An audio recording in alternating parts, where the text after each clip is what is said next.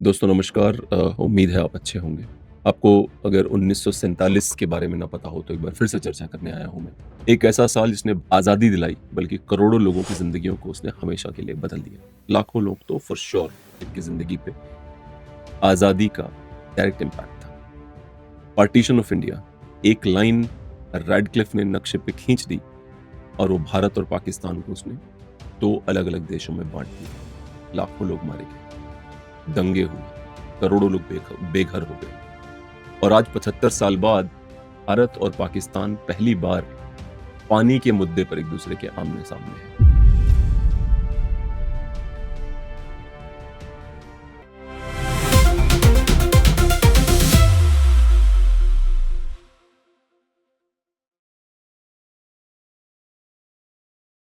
क्योंकि भारत प्रधानमंत्री मोदी के नेतृत्व में पाकिस्तान से कह रहा है कि पहले जैसे नहीं हो पाएगा। सवाल यह है कि 1947 की लड़ाई अब नदियों तक कैसे पहुंची? कैसे पहुंची ये लड़ाई? पिछले कुछ महीनों में आपने ये नोटिस किया होगा कि अचानक से पार्टीशन या बंटवारा जैसे शब्द सोशल मीडिया पे बहुत एक्टिव हो गए हैं। यहां तक कि भारतीय सिनेमा फिर से बंटवारे पर बनने वाली फिल्मों को प्रमोट कर रहा है। अगर आपको याद हो, बंटवारे की कहानी को लेकर बनने वाली सबसे बड़ी फिल्म थी गदर। तो गदर तो सुपर डुपर हिट हुई, गदर 2 भी चल गई। तो अब सन्नी पाजी को लेके एक और फिल्म आ रही, इसे कहते हैं बंटवारा 1947। सनी देओल और प्रीति जिंटा। नई फिल्म है, डॉक्यूमेंट्रीज हैं, हिस्टोरिकल डिबेट्स हैं। भारत और पाकिस्तान के पार्टीशन की कहानियां दोबारा से जीवंत हो गई हैं। सबसे इंटरेस्टिंग बात यह है कि भारत और पाकिस्तान के बीच में बंटवारे की जमीन की कहानी तो है ही, पानी की कहानी भी उसमें उतनी ही इंपॉर्टेंट है जितनी बंटवारे की कहानी। मैं वापस आऊंगा, अभी एक मूवी आई हुई जो बहुत ट्रेंड कर रही है। तो भारत पाकिस्तान के बीच में जो पानी का जो मुद्दा है उसे इंडस वाटर ट्रीटी कहते हैं। अगर आपके पास गूगल है तो अभी आप गूगल करिए कि भारत किस प्रकार से इंडस वाटर ट्रीटी को अघोषित रूप से सस्पेंड कर चुका है, अघोषित रूप से। और पाकिस्तान किस प्रकार अपने शहरों के नाम बदल रहा है, शहरों के नाम बदल रहा है। पाकिस्तान किस प्रकार से हड़प्पा और मोहनजोदड़ो सभ्यताओं को अपनी सभ्यता बताने में बिजी हो गया है।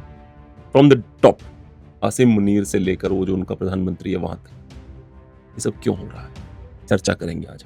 क्या इंडस वाटर ट्रीटी के बिना, जो 1960 में साइन की गई थी, उसके बिना क्या पाकिस्तान इकोनॉमिकली डेड हो जाएगा? अगर आपके मन में सवाल है तो बिल्कुल जवाब है हाँ।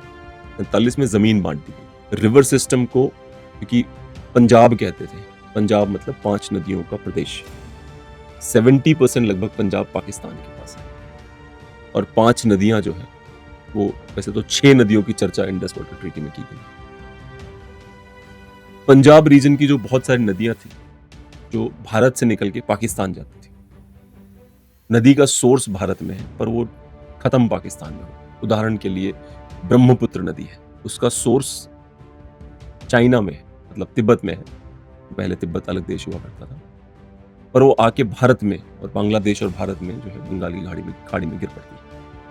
इसी प्रकार से भारत की बहुत सारी नदियां जो भारत में निकलती हैं पर वो पाकिस्तान में चली जाती हैं। पाकिस्तान इस समय पानी के क्राइसिस से गुजर रहा है, इसमें कोई दो राय नहीं। बार बार युद्ध होते थे तो दोनों देशों ने निर्णय लिया कि ये दोनों ऐसी कौमें हैं जो लड़ेंगी ही लड़ेंगी। एक तरफ एब्सोल्यूट मुस्लिम मेजॉरिटी का पाकिस्तान जो अपने आप को पासपोर्ट में भी इस्लामिक रिपब्लिक ऑफ पाकिस्तान कहता है, और दूसरी तरफ सेक्युलर भारत जो रिपब्लिक ऑफ इंडिया है। फिर भी लड़ाइयाँ तो होनी थी।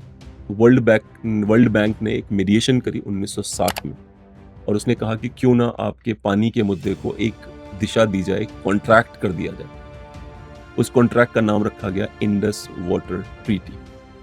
इस ट्रीटी के हिसाब से पश्चिम की जो नदियां हैं, इंडस मतलब इंडस सिंधु बोलिए, इंडस अंग्रेजी हो जाता है, सिंधु, झेलम और चेनाब, वो पाकिस्तान में जाएंगी, उनका पानी मिलेगा। और भारत में रावी, ब्यास और सतलज का पानी भारत को मिलेगा। पर ये जो बंटवारा है ये बड़ा ही वन साइडेड था, क्योंकि पानी जो 80% पानी है वो पाकिस्तान को मिलता, भारत केवल 20% पानी मिलता। इस बंटवारे के पीछे जो वर्ल्ड बैंक का मीडिएशन है, शायद वही कारण है कि भारत को कम पानी मिला। क्योंकि उस समय 1960 के दशक में पाकिस्तान जो था वो अमेरिका का कॉन्डोम हुआ करता था।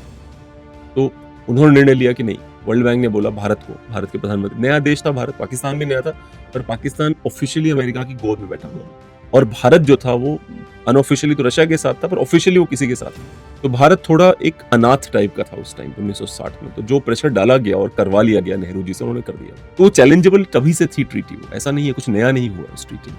ये कहना कि ये दुनिया की सक्सेसफुल वाटर ट्रीटी है, ये बेवकूफी है। इसलिए बेवकूफी कहूंगा मैं इसको, क्योंकि इस ट्रीटी में भारत को कुछ नहीं मिला। भारत ने बड़ा दिल दिखाते हुए, जबकि ये एक तरफा ट्रीटी थी, उसके बाद भी इस ट्रीटी का लगातार सम्मान किया। मतलब मुझे लगता है 2016 में पहली बार चर्चा हुई कि क्यों ना ट्रीटी सस्पेंड कर दी जाए। कुछ सालों में देखिएगा अब नैरेटिव की वॉर हो रही है। जो थिंक टैंक्स हैं भारत में, जैसे विवेकानंद फाउंडेशन है, अलग अलग थिंक टैंक्स हैं, नए आर्ग्यूमेंट को सेटल कर रहे हैं कि अगर पाकिस्तान लगातार हॉस्टिलिटी भारत को दिखाएगा, क्रॉस बॉर्डर टेररिज्म जारी रखेगा, तो भारत क्यों मजबूर है इस तरह के इस तरह के बायस्ड जो कॉन्ट्रैक्ट्स हैं, ऑब्लिगेशंस, उनको क्यों भारत पूरा करेगा। बस यहीं से इस डिबेट की शुरुआत होगी कि क्या भारत यूनिलैटरली इस तरह की ट्रीटी को सस्पेंड कर सकता है। मैं कई वीडियो देख चुका हूं जहां पाकिस्तानी दिखाते हैं कि देखिए ये सिंधु नदी है और बिल्कुल पानी नहीं आ रहा, लिटरली सूखी हुई नदियां हैं। देखिए मैंने वीडियोस में, पाकिस्तान इन नदियों के पानी के बिना, तो वैसे ही पाकिस्तान में बहुत लूट मची हुई है, बहुत ही अजीब तरह के लोग हैं, जंगजू टाइप के, गाजी टाइप के लोग हैं। तो वहां पे क्या है कि ऐसे लोगों को, चूंकि बड़े ही इमोशनल होते हैं, इमोशनल लोगों को पॉलिटिशियंस चूतिया आसानी से बना लेते हैं। तो पाकिस्तान, इसलिए पूरा का पूरा पाकिस्तान की हालत खराब है। पाकिस्तान का जो एग्रीकल्चरल सेक्टर है वो लिटरली मर रहा है, क्योंकि मैंने बहुत सारे सोशल मीडिया पे आ चुका कि भैया इंडस रिवर का अगर पानी रोक दिया गया तो क्या होगा खेती किसानी का पाकिस्तान में। पाकिस्तान की फूड सिक्योरिटी, पाकिस्तान की इलेक्ट्रिसिटी, वहां की खेती, वहां की इकोनॉमी, सब अफेक्ट होंगे एक साथ। तो क्या पाकिस्तान को भारत ने उसके बॉल से पकड़ लिया है इंडस ट्रीटी के? आपने सुना होगा कि अगर भारत ने पानी रोका तो हम युद्ध करेंगे। आप ये वीडियो लगा देता हूं, आप देखिए। That any attempt to stop or divert the flow of water belonging to Pakistan under the Indus Waters Treaty will be considered as an act of war. Pakistan has observed a concerning pattern of irregular and unexplained fluctuations in river flows over the recent. पानी की समस्या इतनी गहरी है कि मतलब literally war की धमकी दे रहा है पाकिस्तान। सवाल यह है कि पाकिस्तान और भारत के बीच में क्या सिर्फ वाटर डिस्प्यूट है, या जितने भी एग्रीमेंट पार्टीशन के बाद हुए भारत और पाकिस्तान में, वो सारे के सारे दोबारा से चैलेंज हो रहे हैं, भारत की तरफ से ही हो रहे हैं, क्योंकि पाकिस्तान मान नहीं रहा। बार बार भारत को ये प्रेशर डाल के बोला गया कि नहीं आप तो बड़े हो, आप बर्दाश्त करो। क्यों भाई, हम ही क्यों बर्दाश्त करें? और कोई भी एग्रीमेंट परमानेंट तो होता नहीं देशों के बीच में, जैसा कि आप जानते हैं। हमेशा जो लड़ाई है वो मेरे इंटरेस्ट क्या है और तुम्हारे इंटरेस्ट क्या है, उस पर चलती है। भारत ने पाकिस्तान के साथ बहुत ज्यादा मैग्नानिमिटी दिखाई है, बहुत बड़ा दिल दिखाया, बार बार दिखाया। एक भारत का प्रधानमंत्री था मोरारजी देसाई, उसने पाकिस्तान को फोन करके बोला कि तुम लोग, हमको पता है कि तुम न्यूक्लियर बम बना रहे हो। हाउ स्टूपिड वाज दैट, और बोल दिया उसने। तो भारत के जो पॉपुलेशन है उसने पाकिस्तानियों के लिए बहुत बड़ा हमेशा दिल दिखाया है। लेकिन पाकिस्तान चूंकि मान नहीं रहा, भारत के नेशनल सिक्योरिटी का अपना मुद्दा है, तो भारत ये सवाल बार बार पूछ रहा है कि 1950 और 60 के दशक में बने एग्रीमेंट्स क्या भारत के लिए रेलेवेंट है, या हमें उनको दोबारा से घूरना पड़ेगा, देखना पड़ेगा कि भाई क्या बकवास है ये। आपको लगता है 47 में अलगाव हो गया तो बात खत्म होगी? नहीं, बॉर्डर्स क्रिएट करने से अलगाव नहीं होता, डिस्प्यूट्स को रिजॉल्व करने से अलगाव खत्म होता है। आज भी वो बात और है कि कुछ सिखों से आप मिलते हो तो असी तुसी तो एक्को जी बोलते हैं कि पाकिस्तानी और भारतीयों को एक्को जी का बड़ा नैरेटिव चलता है, पर इन रियलिटी आपको लगता है एक्को ही है हम लोग। एक्को ही होते तो भगाया जाता पिछवाड़े पे, लात मार मार के वहां से सरदारों को, उनको क्या कहते हैं उसे, पंजाबियों को, हिंदुओं को, क्रिश्चियंस को भगाया जाता इस तरह से, अगर एक्को ही हंसी तुसी तो। क्योंकि आप जनरेशन वाइज भारत में रह लिए, सुकून मिला, पैसे कमाए, सब कुछ अच्छा से चला, तो आपको लगता नहीं हंसी तुसी तो एक्को है? नहीं, एक्को नहीं है। यकीन ना हो तो ये मजनू के टीला पे बहुत सारे सिखों के परिवार भी पाकिस्तान छोड़ के भाग के आए हैं, जाके उनसे बात कर लो, पता चल जाए एक्को है कि नहीं है। हम जो हैं भारत और पाकिस्तान के बीच में, मेरे हिसाब से जो करंट सिचुएशन है, जहां पे भारत की सरकार का एक बहुत टफ स्टैंड है पाकिस्तान को लेकर, मुझे लगता है कि पाकिस्तान उसकी इज्जत करता है, क्योंकि पाकिस्तान की 99% पॉपुलेशन मुसलमानों की है। मुसलमान हमेशा ताकत की इज्जत करता है, पाकिस्तान भारत की इज्जत कर रहा है, इसमें कोई दो राय नहीं। आज अगर पार्टीशन बेस्ड मूवीज बन रही और पाकिस्तान अपने शहरों के नाम बदल रहा है ताकि वो इंटरनेशनल कोर्ट में जाके क्लेम कर सके कि हम भी इंडस वाटर के उतने ही हकदार हैं जितना कि भारत है, पर टेंशन तो बढ़ रही है ना।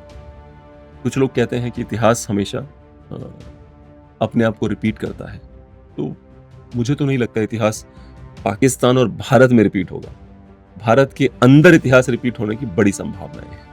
जनरल रावत ने कहा था यार, हम 2.5 दुश्मनों से लड़ रहे हैं, एक बॉर्डर पे पाकिस्तान, एक बॉर्डर पे चाइना, और आधा दुश्मन भारत में रहता है। जिस वो आधे दुश्मन की बात कर रहे थे, वो आधा दुश्मन एक और लाइन न खिंचवा दे, इतिहास वहां रिपीट होगा। पाकिस्तान सेटल है, पाकिस्तान से हमें खतरा नहीं है। 47 में जमीन की लड़ाई थी, रिलीजन के बेस पे लड़ाई थी जमीन की।